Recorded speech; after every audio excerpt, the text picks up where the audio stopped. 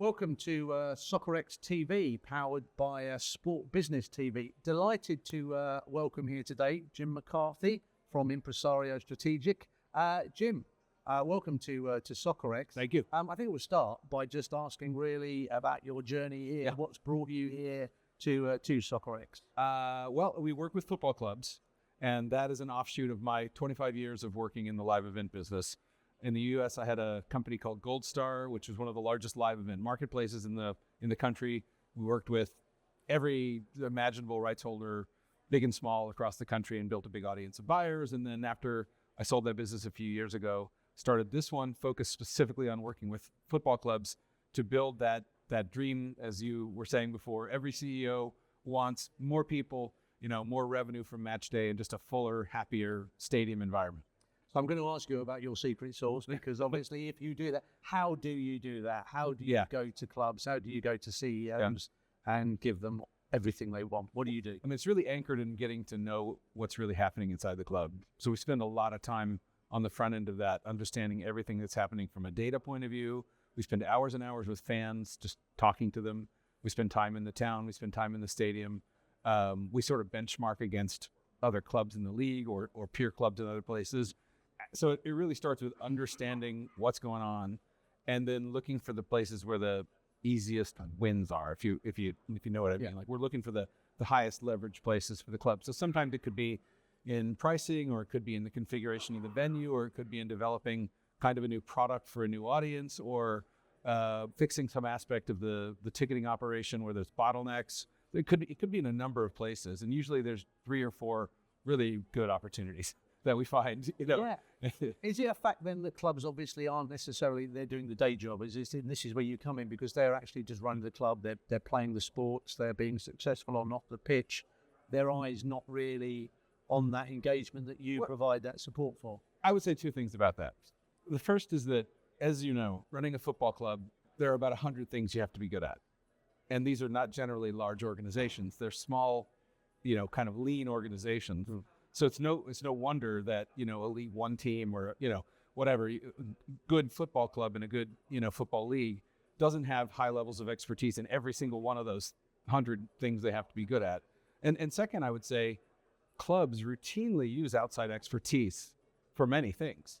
And so this is one I think we're helping to bring in, maybe pioneer a little bit, bringing in a high level of focused expertise on the specific area of how do we get good growth? How do we find ways to make the fan base bigger and happier and more productive from a revenue point of view?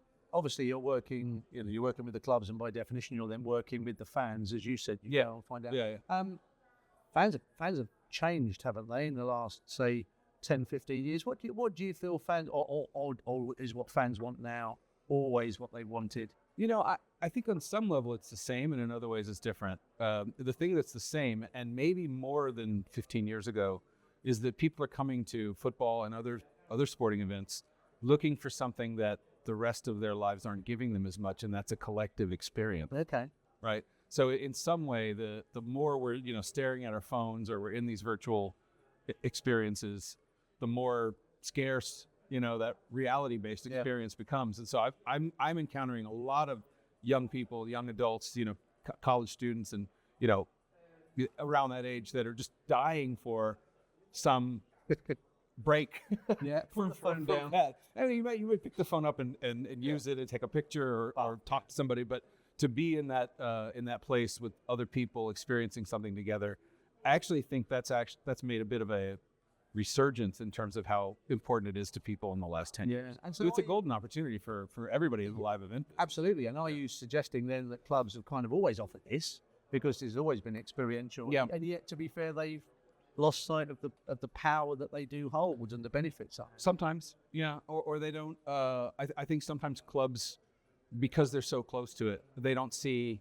opportunities that are right in front of them. And sometimes those opportunities are just removing barriers or removing limitations, and other times it's because there's a million things they have to do. Of course. And so, what I would say has changed on the technical side is people's expectation of a smooth ticket buying and ticket using experience has gone up, and the technology is there to facilitate that.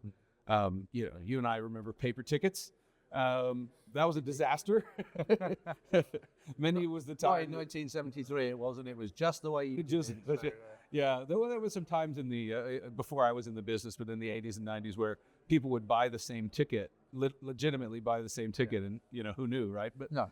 so it can be done in such a smooth and user-friendly way now, and still be simple and not dominate the experience. So I'm not a big technology for technology's sake guy. I think technology can do a lot of great stuff for us in the experience, but ultimately, if you're at a stadium with 10,000, 20,000, 5,000, whatever number of people having a collective experience where people are shouting and people are, it's not a normal part of life, especially now. No. It's not something that happens every day for people. So it's special.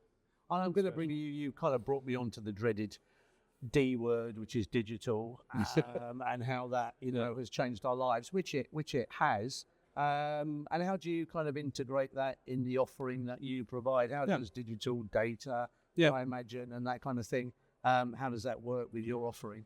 Well, I mean, digital is a broad term, and I've been in I would call it the internet business since '97. So very, very oriented to using technologies in a way that help the experience. But in our what we're doing now with clubs, we are really centered on what I would call data. So, when I say data, I don't just mean ticket sales data and things like that, but also information, like real information. So if we talk to 20 fans for an hour each in a certain segment of the audience, we come away from that actually knowing something, very real about that. Yeah. And so that information becomes kind of the core of what we do. But we also have a very, qualitative approach to things like pricing recommendations and stadium configuration recommendations, super duper focused on the data that we have. So, in fact, one of the things that I see with a lot of clubs is step one of making improvements is actually improving their data. So having more and then presenting it in different ways and looking at it more frequently so that people actually know what's going on. So I just think it's so important to be always centered in as much truth as you can be.